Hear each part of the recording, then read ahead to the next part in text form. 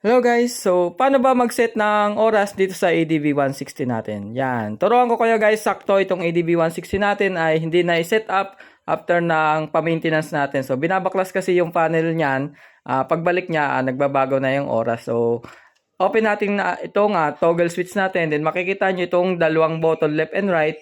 So push nyo lang yan ng sabay. Ayan, so try natin, push natin sabay para ito yung lalabas, ano. So, makikita nyo, nagbi-blink yung oras dyan. So, up and down nyo lang siya para mabago yung time natin, ano. So, up and down lang. So, ito kasing oras ng ADB 160 natin ay delay na. So, ngayon kasi may medyo, mag-aalas 8 na yan. So, 7:40 na dito sa ating orasan, ano, sa relo natin. So, isi-set natin siya ng 7:45, mga 7:45 ganun. So, yan, makikita nyo, nagbi-blink yung 6. So, i-up lang natin para mabago siya, para maging 7 siya. So, ayan, okay na siya. Then, after nyan, click nyo lang tong isa, right button. Right, tama ba? Right?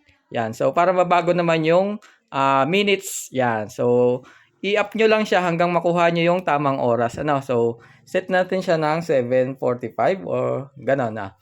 So, 30, 31, 32, hanggang sa makuha nyo guys yung tamang oras, ano, tamang minutes. So, 7:40, 7:41, 42, 43, 44, 45. Yan. So, gawin na natin 46 yan. Sakto yan.